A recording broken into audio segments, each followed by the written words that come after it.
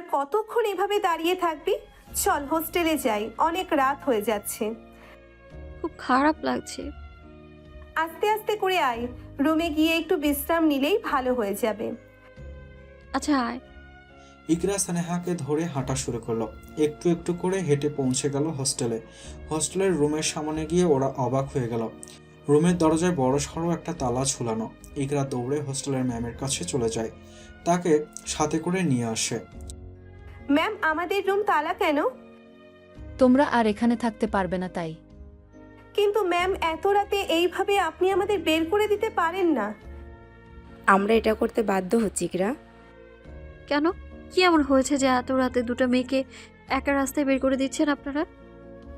দেখো স্নেহা, তোমাদের এখানে রাখলে হোস্টেলের বাকি মেয়েদের সমস্যায় পড়তে হবে। আমাদের বলা হয়েছে তোমাদের কোনো রকম সাহায্য না করতে, করলে বাজে কিছু করবে ওরা। কিসের সমস্যা? তা জানি না, কিন্তু কিছুক্ষণ আগে কিছু লোক এসে আমাদের থ্রেট দিয়ে তোমাদের রুম থেকে সব জিনিসপত্র বের করে তালা লাগিয়ে দিয়ে গেছে। কি? আমাদের বই খাতা বাকি সব জিনিসপত্র? সব নিয়ে গেছে। কারা? ওরা নাকি কোন ভাইয়ের লোক, নামটা ঠিক মনে নেই, কিন্তু খুব ভয়ঙ্কর ছিল লোকগুলো। এখন তোমাদের জন্য তো এতগুলো মেয়েকে সমস্যায় ফেলতে পারি না আমি। সরি, আমি তোমাদের জন্য কিছুই করতে পারবো না। আজকে রাতটা অন্তত থাকতে দিন প্লিজ ম্যাম। সরি স্নেহা, তোমরা এখন আসতে পারো। স্নেহা নড়াচড়া করতে পারছে না। এই সবের পেছনে রুদ্রের হাত আছে, এটা বুঝতে বাকি রইল না ওদের। কি করবে, কোথায় যাবে এই রাতে, কিছুই মাথায় আসতেছে না ওদের। এই স্নেহা, কিছু তো একটা বল, কি করব আমরা এখন? জানি না রে, কিছু মাথায় আসছে না, প্রচন্ড ব্যথা করছে মাথাটা। আচ্ছা চল বাসায় চলে যাই। কিভাবে যাব? এখন 8:30 বাজে, 10টায় নরসিংদী ট্রেন আছে। আমাদের কাছে যেহেতু কোনো টাকা নেই, বাসে যেতে পারবো না, বাট ট্রেনে যেতে পারবো। চল। স্টেশন তো অনেক দূর, এতটুকু যাব কি করে? সেটাও তো কথা। আচ্ছা আয়, কারো থেকে একটু লিফট নেবার চেষ্টা করি। আচ্ছা আয়। দুইজন মিলে গাড়ি থামাতে চাইছে, কিন্তু এখনো পর্যন্ত গাড়ি থামলো না। ওদের দেখেও না দেখার ভান করে চলে যাচ্ছে। ভেবেছিল বাসায় একটা ফোন করে জানিয়ে দেবে, কিন্তু কেউ একটু সাহায্য করলো না। এসব কি হচ্ছে? বলে চিৎকার করে উঠল স্নেহা। ওদের পেছনের দিকে একটা গাড়ি এসে থামলো। গাড়ি থেকে দুইটা লোক বেরিয়ে আসলো। ভাই আপনাদের যেতে বলেছে। কোন ভাই? রুদ্র ভাই। কেঁপে উঠল স্নেহা। আমরা কোথাও যাব না, গিয়ে আপনার ভাইকে বলে দিয়েন। আমাদের সাথে না গিয়ে কোনো উপায় নেই আপনাদের। এখানে কেউ আপনাদের সাহায্য করতে আসবে না। কারো সাহায্য লাগবে না আমাদের। ভালোই ভালোই যেতে না চাইলে আমাদের অন্য রাস্তা দেখতে হবে। মানে? মানে জোর করে নিয়ে যেতে হবে। এর থেকে ভালো আপনি নিজেই চলুন। ভয়, রাগ, কষ্ট সবই হচ্ছে স্নেহার। স্নেহা জানে ওদের কথা না শুনলে সত্যি সত্যি তুলে নিয়ে যাবে। কি করবে কিছুই বুঝতে পারছে না। লোকগুলো টেনে হিসড়ে ওদের গাড়িতে নিয়ে বসালো। এমনিতেই অসুস্থ গায়ে জোর নেই, তাদের সাথে পেরে উঠবে কিভাবে? আমায় নিয়ে যান, কিন্তু ইকরাকে ওর বাসায় যেতে দিন প্লিজ ভাইয়া। ভাই ওনাকেও যেতে বলেছে। ভয়ে ঢোক গিলল ইকরা। কি বিপদে পড়লো দুইজন। ওকে কেন নিতে বলেছে? সেটা ভাই জানে। এখন কোনো কথা না বলে চুপচাপ চলুন আমাদের সাথে। ইকরা ভয় পাচ্ছে। স্নেহা ইকরার হাতটা শক্ত করে ধরে গাড়িতে বসে রইল। স্নেহা, আমার খুব ভয় করছে। ভয় পাস না, এসব কিছুর জন্য আমি দায়ী। আমার জন্যই আজ তোকেও বিপদে পড়তে হলো। এমন ভাবে বলিস না, যা হবে দুইজন মিলে ভাগ করে নিব। সরি ইয়ার। একজন অন্যজনকে জড়িয়ে কান্না করছে। কিছুক্ষণ পর গাড়ি পৌঁছে গেল এক বিশাল গেট দিয়ে। গাড়ি থেকে নেমে অবাক হয়ে গেছে দুইজন। এত বড় আর সুন্দর বাড়ি। বাড়ি বললে ভুল হবে, এ যেন এক রাজপ্রাসাদ। চারপাশে এত আলো। এই স্নেহা, কি? আমার মনে হয় এটাই ওই শয়তান রুদ্রের বাড়ি। এত বড়? আরে বোকা, বড় তো হবেই। এত নামকরা একটা ভিলেন, আর এইসব তো ওর খুন খারাপি পাপের টাকায় করা। হ্যাঁ এটাও ঠিক। দেখ, মানুষের রক্ত ছড়িয়ে সে টাকা দিয়ে নিজেরা কি বড় বাড়ি করেছে। তা বুঝলাম, কিন্তু আমাদের কেন ধরে নিয়ে এসছে? এটা তো বাড়ির ভেতরে গেলেই বুঝবো। গাড়ি থেকে একজন বেরিয়ে এসে ওদের পাশে দাঁড়ালো। এই যে আপুরা, ফিস ফিস বন্ধ করে আমাদের সাথে ভিতরে চলুন। একে অপরের দিকে ভালো করে তাকিয়ে নিল, পরে লোকটার পেছনে পেছনে হাঁটা শুরু করলো। বাড়ির বাইরে থেকে ভেতরটা আরও বেশি সুন্দর। দুইজন চারপাশে চোখ বুলিয়ে ভালো করে দেখছে। চারপাশে লাল নীল আলোয় বাড়িটা রঙিন লাগছে। ঘরের সব আসবাবপত্রগুলো বেশ দামি দামি। দেখে মনেই হচ্ছে না এটা কোনো ভিলেনের বাড়ি। বাড়িতে ঢুকে কিছুটা দূরে সিঁড়ি, যা দিয়ে দোতলায় যায়। এর দুই পাশে বিশাল খালি জায়গা। দেয়ালগুলো অনেক উঁচু।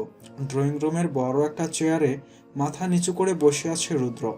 লোকটা রুদ্রের সামনে ওদের নিয়ে গেল। ভাই ভাবিদের নিয়ে আসছি। যা এখন। স্নেহা আর ইকরার কাঁপাকাঁপি শুরু হয়ে গেছে। ভয়ে গলা দিয়ে কথা বের হচ্ছে না। মূর্তির মতো দাঁড়িয়ে আছে। Welcome sweetheart, welcome. কেমন লাগছে শ্বশুরবাড়ি? ও নো সরি, স্বামীর বাড়ি। আপনি আমাদের এখানে কেন নিয়ে এসেছেন? আর আমাদের বইপত্র নিয়ে এসেছেন কেন? জোরে জোরে নিঃশ্বাস নিচ্ছে দুইজন। কথা বলতে পারছে না, জড়িয়ে যাচ্ছে। ওয়েট, আগে একটু পানি খেয়ে নাও, নয়তো এক্ষুনি হাওয়াতে হাওয়াতে নিঃশ্বাস বন্ধ হয়ে যাবে তোমার। পাশের টেবিল থেকে পানির গ্লাসটা এগিয়ে দিল। দুইজন ঢক ঢক করে খেয়ে নিল পানিটা। এবার বলুন এসব কেন করছেন আপনি? কারণ আজ থেকে তোমরা এখানেই থাকবে, তাই। কি আপনি কি পাগল হয়ে গেছেন? কি সব যাতা বলছেন? যা তা না, যা সত্যি তাই বললাম। আমরা থাকবো না এখানে। তোমরা থাকবে নাকি থাকবে না এত কিছু তো জানতে চাইনি আমি বলেছি থাকবে মানে থাকবে। আপনি কেন বুঝতে পারছেন না? লোকে কি বলবে? দুটো অবিবাহিত মেয়ে আপনাদের কাছে থাকলে আমরা সমাজে মুখ দেখাবো কি করে? এই সমাজ চলে রুদ্রর কথা, এ কদিন এটাও বুঝো নি? আর আজকের পর থেকে তোমার মুখের দিকে কেউ তাকাবে না। তাকালে তার পরিণতি কি হবে তা সবাই জানিস না। ছেড়ে দিন আমাদের প্লিজ। ছাড়ার জন্য ভালোবাসিনি আমি। এটা ভালোবাসা? কি করব বলো, আমার ভালোবাসার ধরনটা আলাদা, একদম অন্যরকম। স্নেহা কি করবে কিছুই বুঝতে পারছে না। ইকরার দিকে তাকিয়ে দেখলো ভয়ে চুপসে আছে মেয়েটা। নিজের যা হবার হোক, কিন্তু ওর জন্য ইকরার ক্ষতি না হোক, এটা স্নেহা চায় না। আপনি তো আমায় ভালোবাসেন, আমাকে পেতে চান, তাহলে ইকরাকে কেন নিয়ে এসেছেন? ওকে ছেড়ে দিন প্লিজ, পায়ে পড়ি আপনার, ওর তো কোনো দোষ নেই। আরে ওকে আমি নিয়ে এসছি কে বললো? ওকে আনতে ওর বর বলেছে। মানে হলে আমার এই কলেজের বন্ধুটা তোমার এই কলেজের বান্ধবীর প্রেমে পড়ে গেছে। সাইফ সিঁড়ি বেয়ে নিচে নেমে আসলো। স্নেহা আর ইকরা যেন আকাশ থেকে পড়ল। দুজনেই ড্যাব ড্যাব করে তাকিয়ে আছে একে অপরের দিকে। ইকরা তো পরাণ যায় যায় অবস্থা, নিজের কানকে বিশ্বাস করাতে পারছে না। হাই সুইটি। সাইফ একটা হাসি দিয়ে ইকরার দিকে ইশারা করলো। আপনি কেডা বড় ভাই? তোমার স্বামী। দেখ স্নেহা, ওরা কি বলছে এসব?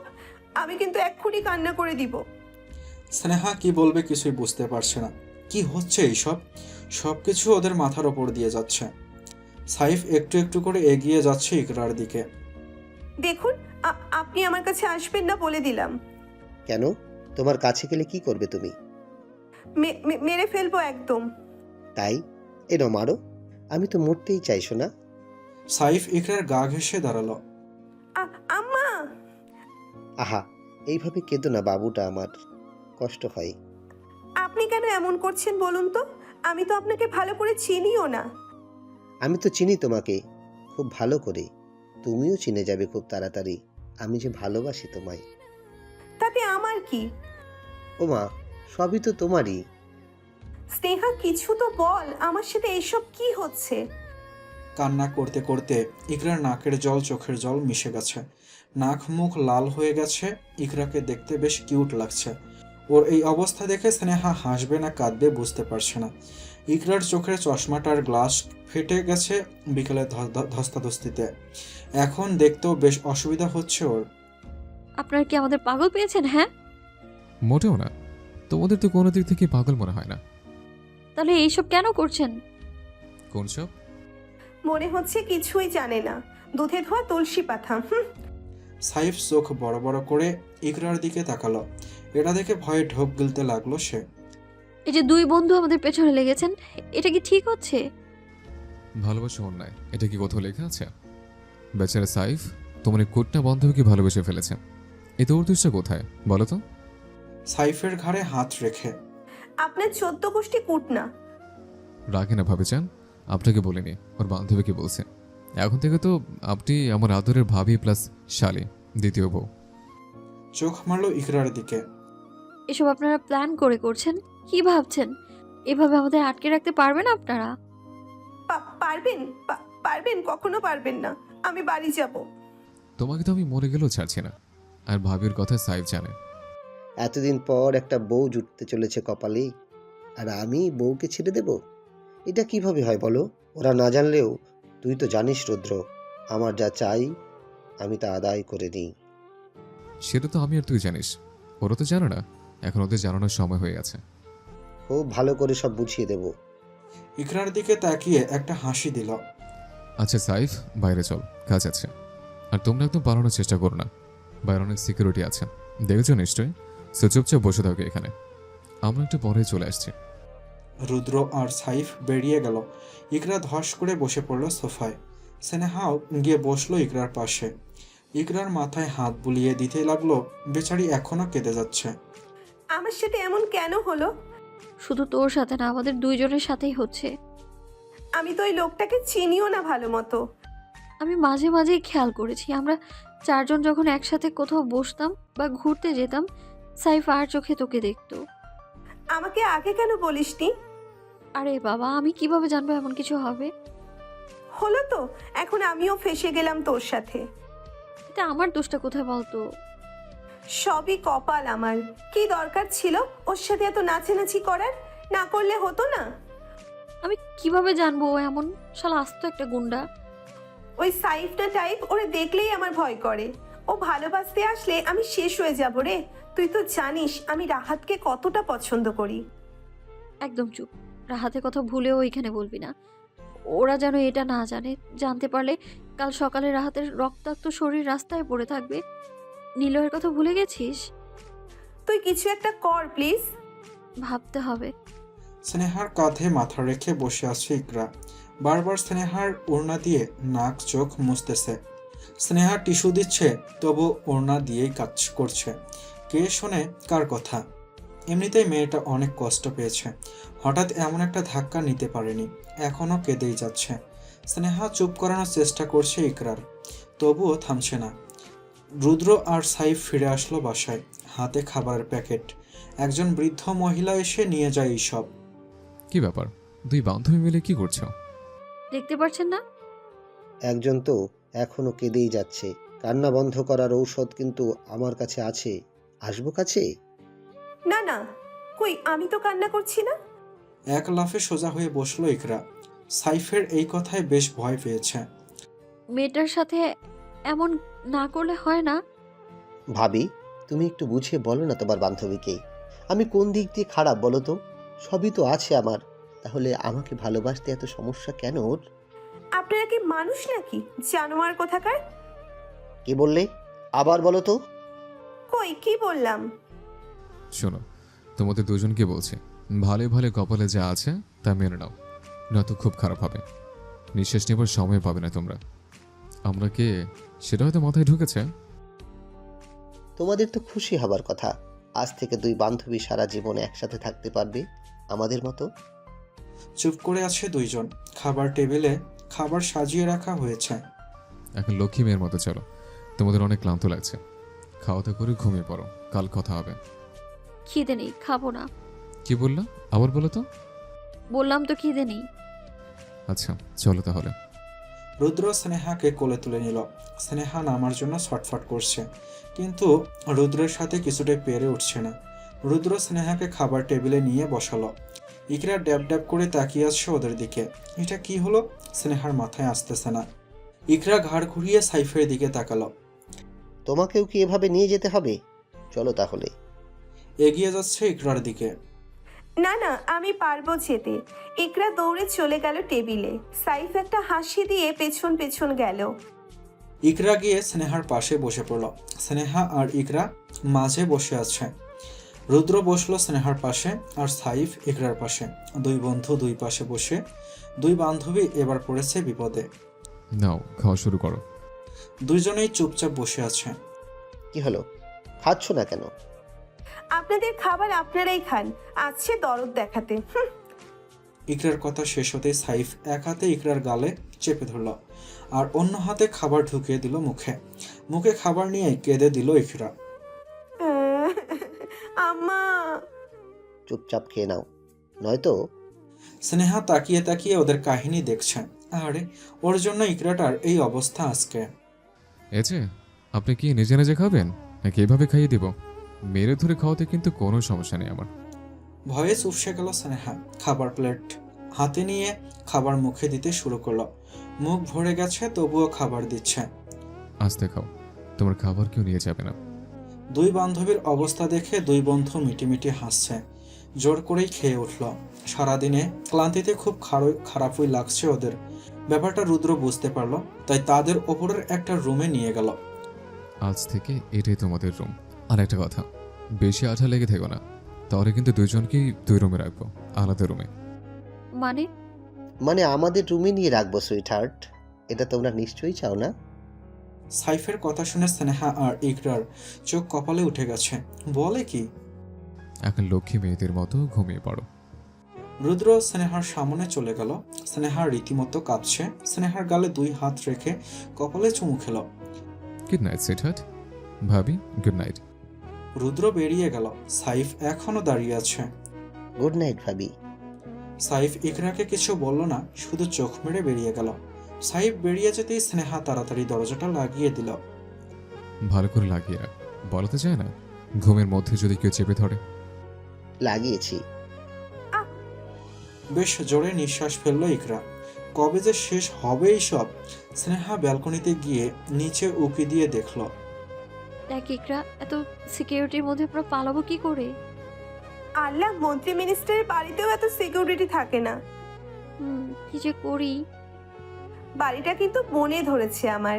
সাইফ কিন্তু দেখতে বেশ হ্যান্ডসাম। ঠোঁটের নিচের তিলটা, আহা! যদি ওরা ফিলের না হতো তাহলে তো কথাই ছিল না। আমাদের ভাগ্যে লেগে যেত, রাজরানী হয়ে থাকতাম। কিন্তু এমনই কপাল যে একটা খুনির পাল্লায় পড়তে হলো শেষমেশ। এসব ভূত মাথা থেকে বের করে এখান থেকে কিভাবে বের হবো সেটা ভাব, নয়তো আমাদের জীবিত মাটিতে কবর দিবে এরা। ভাবছি তো। আচ্ছা, তুই আর আমি যে একটা বাড়িতে গিয়েছিলাম, ওই টাকার? কোনটা? ওই যে রুদ্রের বাড়িটা, যেটাতে অনেকবার গিয়েছি আমরা, ও টাকার? কার আবার? ওদেরই। ওয়াও! তোর কি খুশি লাগছে? যখন বুঝবি ওরা কি, তখন কেঁদেও কুল পাবি না। আরে না, কিন্তু আমি ভাবছি অন্য কথা। কি কথা? যদি ওরা ভিলেন থেকে মানুষ হতো তাহলে রানীর হালে জীবন কাটাতাম দুজন। গাদা পিটিয়ে ঘোড়া বানানো যায় না। উফ! কোনো জানোয়ারের সাথে জীবন কাটানোর কোনো ইচ্ছে নেই আমার। সে তার যত টাকা পয়সাই থাকুক না কেন, এরা মানুষ নাকি? আমিও। দুই বান্ধবী মিলে ফুসফুস করছে। কি হবে ওদের সাথে, সব কিছুই অজানা। দুই বান্ধবী কথা বলতে বলতে ঘুমিয়ে পড়েছে। রাত 2:30টার সময় সাইফ ঢুকলো ওদের রুমে। ইকরা স্নেহাকে জড়িয়ে ঘুমাচ্ছে। কি অপরূপ সুন্দর লাগছে ওকে। হঠাৎ করেই ভালো লেগে যায় মেয়েটাকে। তারপর থেকে আর চোখে চেয়ে চেয়ে দেখতো ইকরাকে। মেয়েটা এখনো বাচ্চাদের মতো আচরণ করে। মেয়েটার হাসি, কান্না, ঢং করে কথা বলা সব কিছুই ভালো লাগতে শুরু করে সাইফের।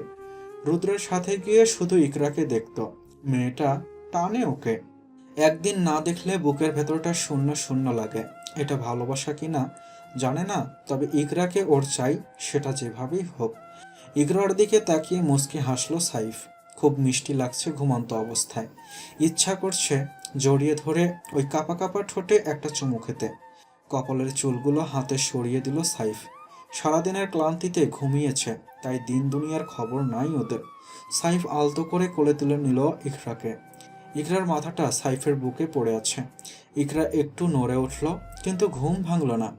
ইকরাকে কোলে নিয়ে ফিসফিসিয়ে বলল সাইফ, সরি ভাবি, তোমার সাথে কেউ নিয়ে গেলাম। ইকরাকে নিয়ে চলে গেল সাইফ। নিজের রুমে ঢুকে সাইফের পাশে শুইয়ে দিল। আজ রাত ওর মিষ্টি পরীকে মন ভরে দেখবে। আজ লুকিয়ে দেখতে হবে না, মন ভরে দেখতে পারবে। সাইফ এক দৃষ্টিতে তাকিয়ে আছে ইকরার দিকে। একটা অন্যরকম অনুভূতি হচ্ছে। এটাই হয়তো ভালোবাসা, যা মানুষকে মাতাল করে দেয়। আজ সাইফ সেই প্রেমের মাতাল। ভালোবাসা পাওয়ার জন্য বুকটা ফেটে যাচ্ছে। কিন্তু ইকরাটা যে বড্ড অবুঝ যে কিছু বুঝবে। সাইফ ওকে কতটা ভালোবাসে। ফজরের আজান দিচ্ছে, এখনো আলো ফোটেনি, রাতের মতোই অন্ধকার রয়েছে। স্নেহা পাশ ফিরে ইকরাকে জড়িয়ে ধরল। হঠাৎ করেই চমকে ওঠে, এত চিকনা চাকনা কাঠির মতো একটা মেয়ে এক রাতে এত স্বাস্থ্যবান হয়ে গেছে কিভাবে। স্নেহা আর একটু কাছে চলে আসলো, শরীরের সাথে শরীর লেগে আছে। না, অনেক লম্বা হয়ে গেছে। নিজের হাতটা শরীর বেয়ে মুখের কাছে নিয়ে গেল, মাথায় হাত দিয়ে কেঁপে উঠল স্নেহা। ইকরার চুল তো এত ছোট ছোট না, মেয়েটা চুল অনেক ভালোবাসে। এইদিকে রুদ্র হাসিতে কুটি কুটি হয়ে যাচ্ছে, কিন্তু হাসতে পারছে না। এই প্রথম স্নেহা ওর এত কাছে এসেছে, এতটা কাছ থেকে দেখতে পারছে। কিন্তু স্নেহার অবস্থা খারাপ, ভয়ে হাত পা কাঁপছে ওর, তাই চিৎকার করে উঠল। আপনি আপনি এখানে কি করছেন? আরে আরে চুপ, একদম চুপ। লোকে চিৎকার শুনলে উল্টে পাল্টে ভাববে, ভাববে তোমাকে আমি। আ- আপনি এখানে কি করছেন? ইকরা কোথায়? কি করছি দেখছো না? আমি এখানে ঘুমাচ্ছি। আর ইকরা কোথায় জানি না আমি। জানেন না মানে? কোথায় গেল মেয়েটা? স্নেহা বিছানা ছেড়ে উঠতে লাগলো ইকরাকে খোঁজার জন্য। পেছন থেকে রুদ্র স্নেহার হাত ধরে টান দিয়ে বিছানায় ফেলে দিল। তুমি কি এতটা বুঝ কিছু বোঝো না? মানে কি বুঝবো? আরে ইকরা নিশ্চয়ই সাইফের কাছে আছে। কি? হ্যাঁ, আপনারা এই রুমে কিভাবে আসলেন? আমি এসে দেখলাম তুমি একা একা ঘুমিয়ে আছো, তাই ভাবলাম তুমি যদি ভয় পাও তাই তো তোমার পাশেই শুয়ে পড়লাম। না জানি বাচ্চা মেয়েটার কি অবস্থা করেছে লোকটা। আমি এক্ষুনি যাব ওর কাছে। আমি যেতে নিলে তো যাবে? লাগছে আমার। লাগো। এটা ঠিক আছে তো?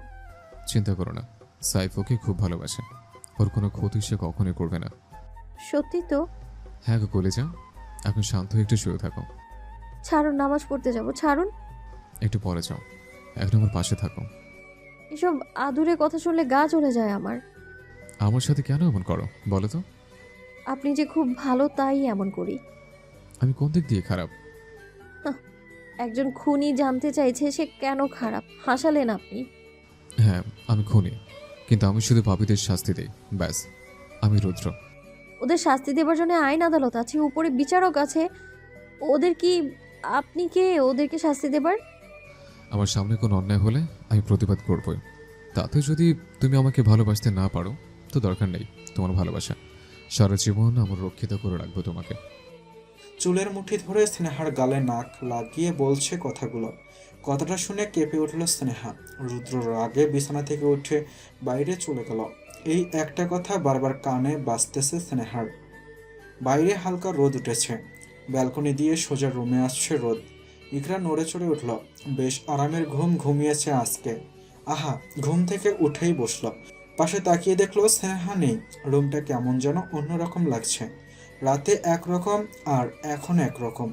রাতে হয়তো ক্লান্তির চোখে উল্টা পাল্টা দেখেছে, এটা ভেবে বিছানা ছেড়ে উঠতে যাচ্ছে এমন সময় বাথরুম থেকে বেরিয়ে এলো সাইফ। একটা টাওয়াল পরেই বাইরে বেরিয়ে এসেছে। ইকরা ওকে দেখেই হা করে তাকিয়ে আছে, চোখগুলো যেন বেরিয়ে আসছে। ভেজা চুলে, শরীরে লেপ্টে থাকা লোম, বুকের মাঝে অনেক বড় বড় লোম আছে। খুব সুন্দর লাগছিল সাইফকে। ইকরা যেন চোখ দিয়ে গিলে খাচ্ছে ওকে। চোখগুলো বেরিয়ে যাচ্ছে, হ্যাঁ, এভাবে দেখলে তো প্রেমে পড়ে যাবে।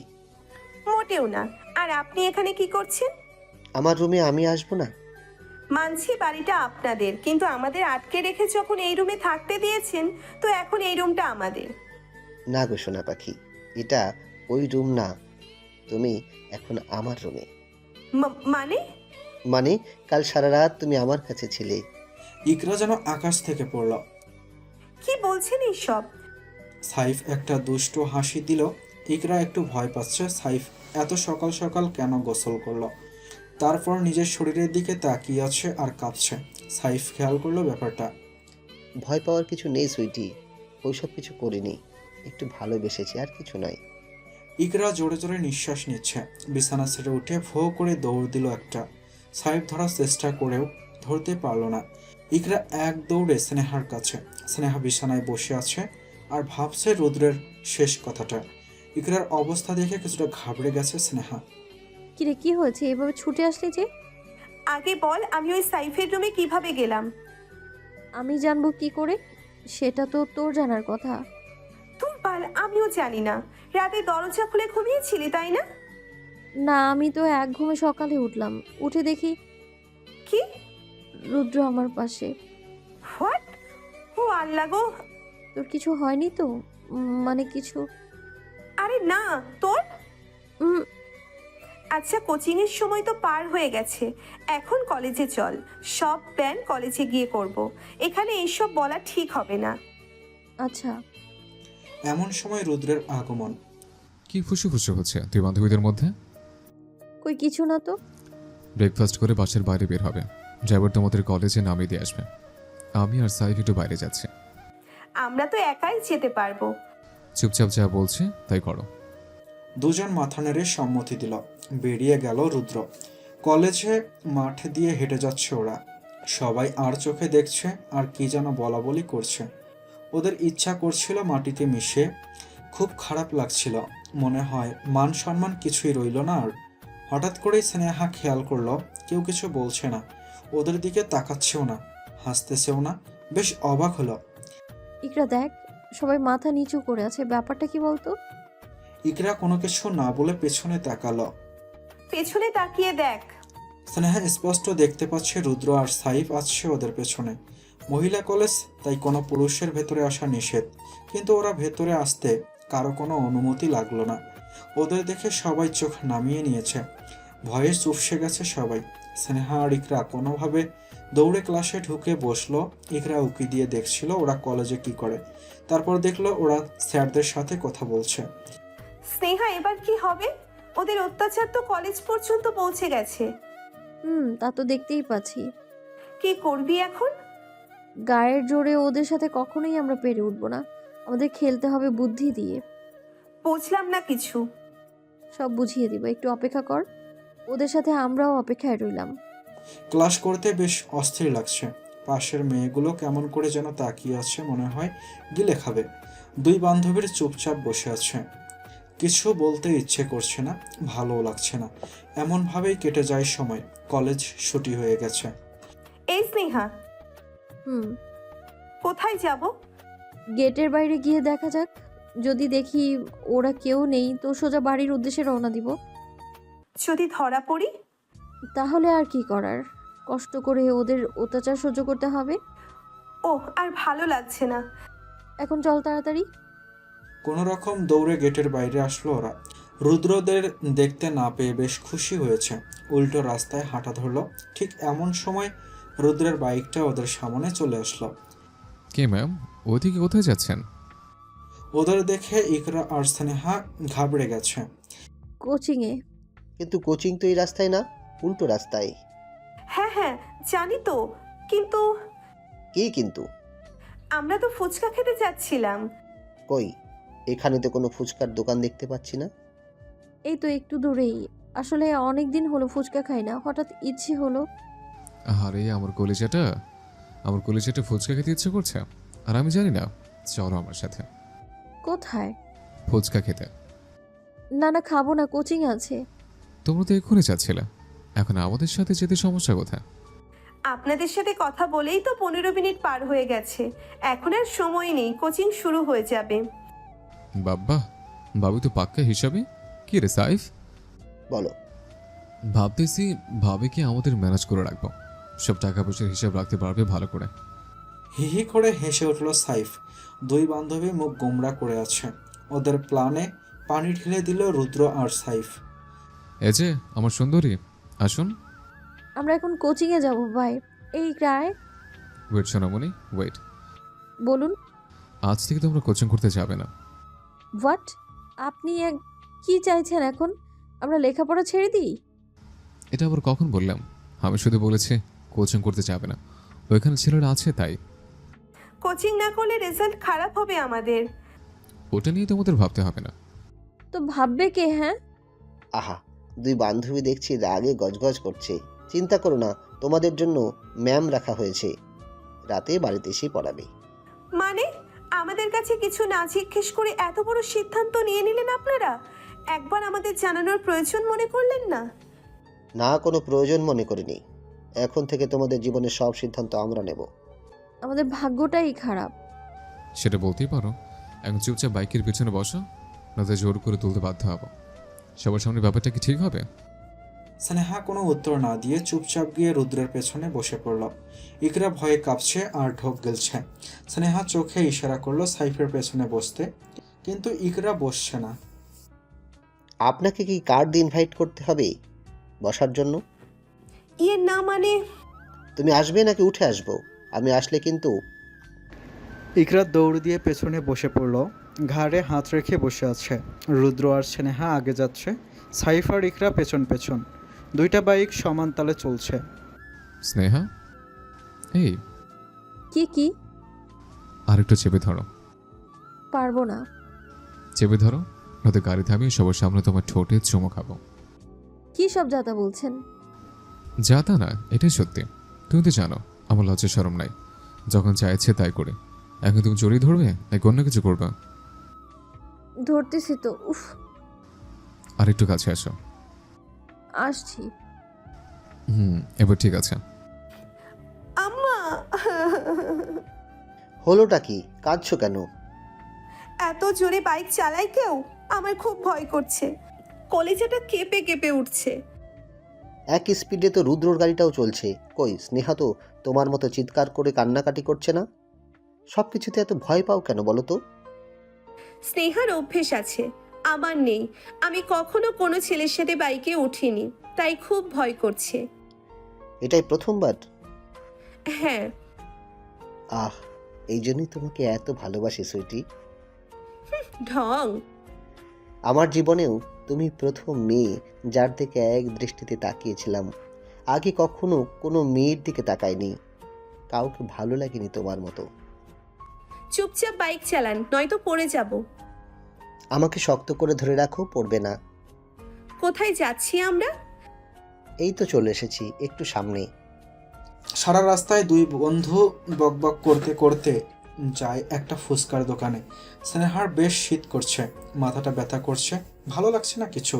ইকরাও মন খারাপ করে দাঁড়িয়ে আছে। ওরা রুদ্র আর সাইফের সাথে কথা বলছে না, একদম চুপচাপ। রাতে বাইরে ডিনার করে বাসায় আসে। ইকরা আর স্নেহাকে গাড়ি করে বাসায় পাঠিয়ে দেয়। দুই বন্ধু মিলে কোথায় কি করতে গেছে কে জানে। দুই বান্ধবী বিছানায় দুই পাশে চুপচাপ বসে আছে। আমাদের বাকি জীবন কি এভাবেই কাটবে? সেটা শুধু আল্লাহ জানে। আমার একদম অসহ্য লাগে এইসব। আমার কি এসব খুব ভালো লাগছে? কিছু একটা কর, এভাবে বন্দি হয়ে থাকতে পারবো না আমি। দিন দিন ওদের অত্যাচার বেড়েই যাচ্ছে। এখন থেকে আমরা ওদের কিছু বলার সুযোগ নিব না, কথা বলবো না। ওরা আমাদের কিছু বলে প্রতিবাদ করব না, সবসময় চুপচাপ থাকবো আর ওদের থেকে মুক্ত হবার সুযোগ খুঁজবো। কি বলছিস এসব? ওদের ইগনোর করলে আমাদের অবস্থা কি করবে ভেবে দেখেছিস? একটু ভালোবাসতে চাইবে, বিয়ে করতে চাইবে, এটা ছাড়া আর কিছুই করবে না। মাঝে মাঝে একটু অত্যাচার করবে, কিন্তু আমরা তা সহ্য করব। কতদিন এইসব করব? যতদিন পর্যন্ত উপায় না পাচ্ছি ততদিন।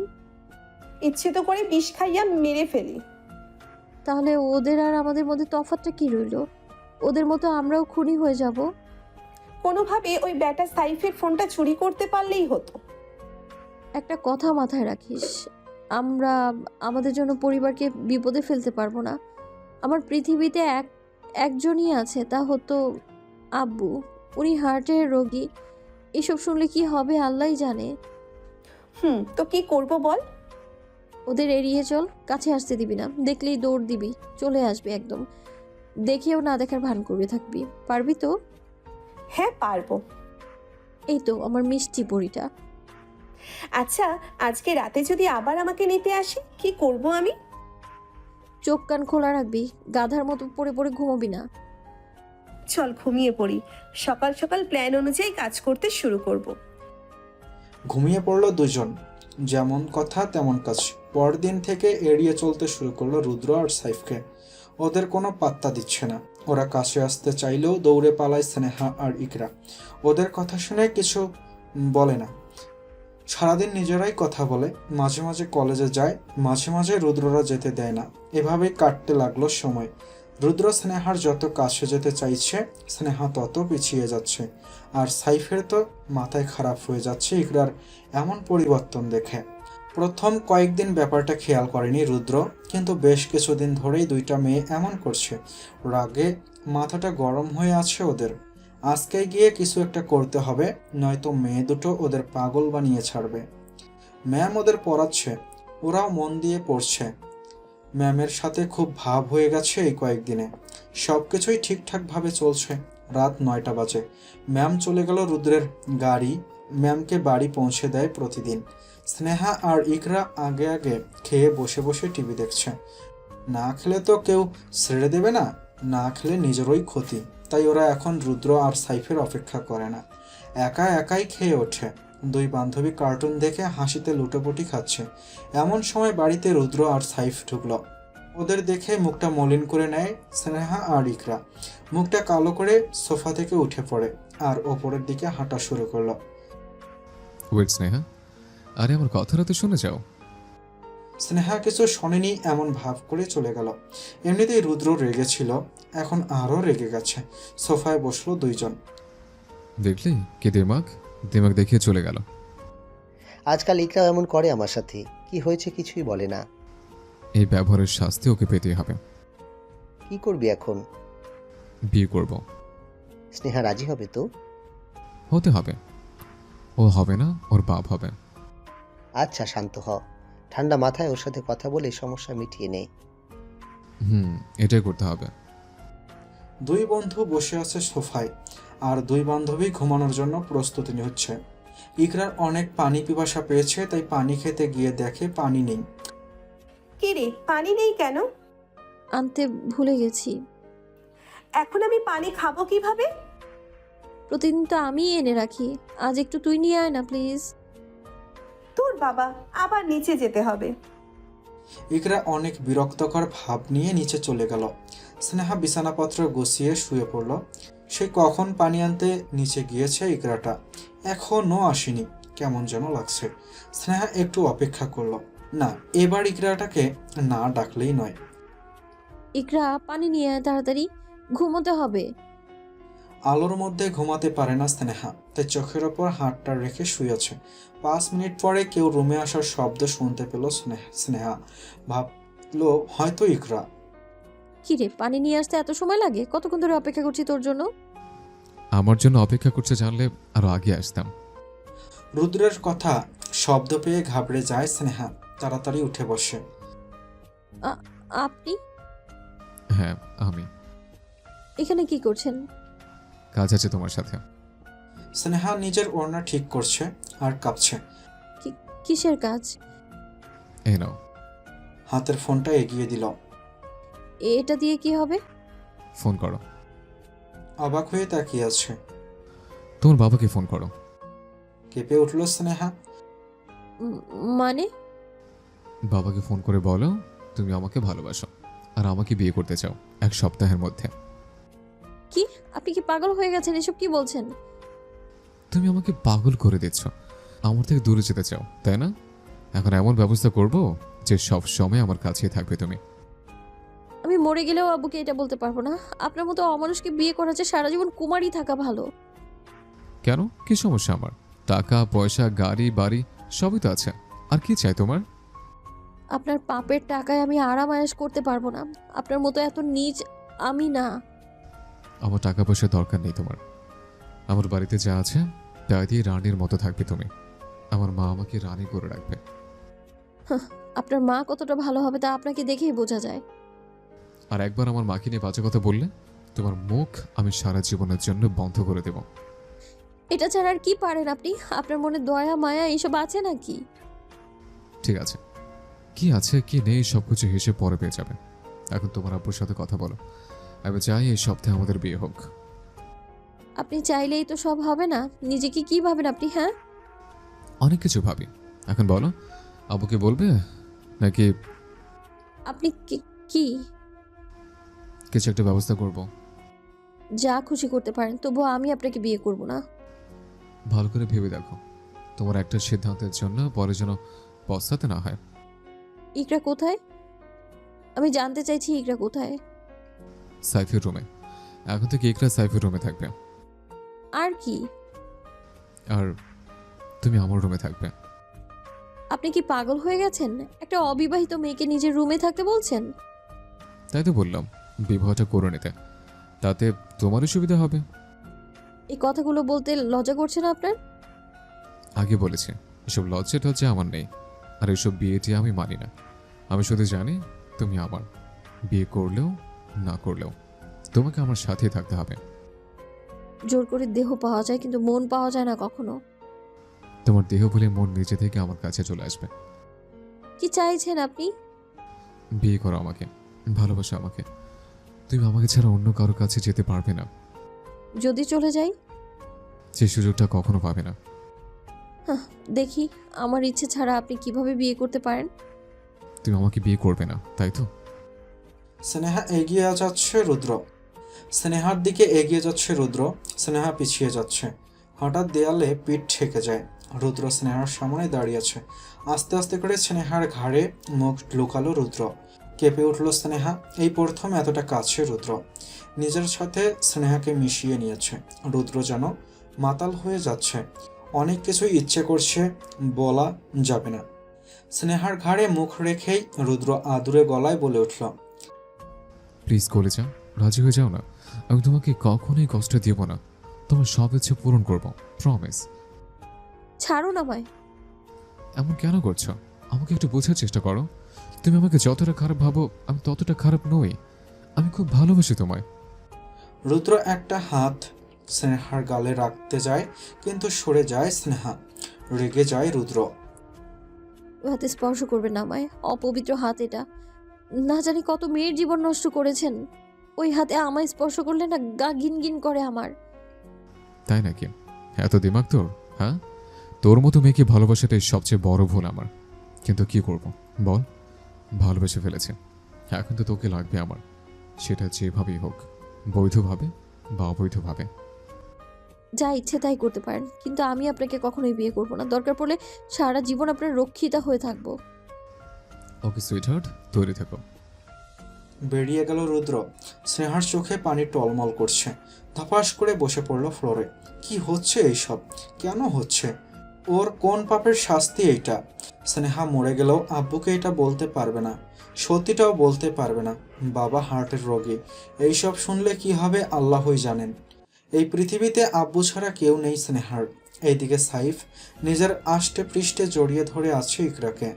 ইকরা ওর হাত থেকে রক্ষা পেতে ছটফট করছে, কিন্তু লাভ হচ্ছে না। দেখুন, ভালো হচ্ছে না বলে দিলাম।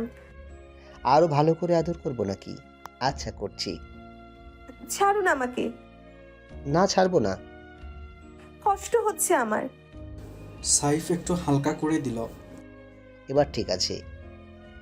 না, ঠিক নেই, আমাকে ছাড়ুন, সব ঠিক হয়ে যাবে। ছাড়তে পারি, তবে একটা শর্ত আছে। কিসের শর্ত? আমাকে বিয়ে করতে হবে। কবে করবে তাই বলো। কিসের বিয়ে? কার বিয়ে? কেমন বিয়ে? আমার আর তোমার বিয়ে। কি? হুম। আমি কেন আপনাকে বিয়ে করতে যাব? আপনাকে আমার ভালো লাগে না। বিয়ের পর ভালো লাগবো, বিয়ের পর ভালো লাগাবো। আর কত একা একা থাকবো। এবার রাজি হ প্লিজ সোনা। কি হবে বিয়ে করে? এই যে এখানে একটা বাবু আসবে আমাদের। বাবু? হ্যাঁ, আমাদের বাবু। আমাকে আব্বু বলে ডাকবে, তোমাকে আম্মু বলে ডাকবে। আমার আম্মু তো বলে আমি এখনো বাচ্চা মেয়ে। আমি তোমাকে বড় করে দেব, তোমার আম্মুর মতো অনেক আদর যত্ন করে রাখবো। আমার আম্মু খুব ভালোবাসে আমাকে। আমিও তো বাসবো, বলো না? আচ্ছা, স্নেহার সাথে কথা বলে নি, পরে জানাবো। সবকিছু স্নেহাকে বলে নিতে হয়? মনে হচ্ছে আমাদের বাসর রাতের আগেও ওর সাথে বলতে হবে তোমার। খুব ঘুম পাচ্ছে। বলে আমার বাবুটা, আসো আমার বুকের মধ্যে রাখবো তোমাকে। দূরে থাকুন প্লিজ, এইসব একদম ভালো লাগে না। কি বললা? বলছিলাম আপনাদের তো বিয়ে হয়নি, তাই দূরে থাকাটা ভালো। আচ্ছা তুমি এখন ঘুমাও, আমি বাইরে আছি, ভয় পেও না। সাইফ মন খারাপ করে বেরিয়ে পড়ল। জোরে জোরে নিঃশ্বাস নিচ্ছে ইকরা। ভয়ে আত্মা শুকিয়ে গিয়েছিল। এবার একটু শান্তি লাগছে, ঘুমাতে হবে। কিন্তু মাথার ভেতর আরেকটা চিন্তা ঢুকে গেল, তা হলো বিয়ে। এই খুনিকে তো মরে গেলেও বিয়ে করবে না ইকরা। একবার ভাবলো স্নেহার কাছে চলে যাবে, কিন্তু খুব খারাপ লাগছে বলে সাইফের রুমে ঘুমিয়ে পড়েছে ইকরা। সাইফ নিচে এসে দেখে রুদ্র নাক মুখ লাল করে বসে আছে। কি রে, এখানে কি করছিস? আমি তো ভাবলাম তুই স্নেহার কাছে। কি হয়েছে বলবি তো? আবার ঝগড়া করেছিস তাই না? ও একরত্তে মেয়ে আমার চোখের সামনে আঙুল তুলে কথা বলে, মুখে যা আসে তাই বলে দেয় আমাকে। তোর বউ তো তাই এমন সাহসী। আমাকে অনেক অপমান করেছে, আমি সব সহ্য করে নিয়েছে, কিন্তু আর না। ওর এমন অবস্থা করে ছাড়বো যে আয়নার নিজের চেহারা দেখতেও ভয়ে কেঁপে উঠবে। ও বাধ্য হবে আমার কাছে আসতে।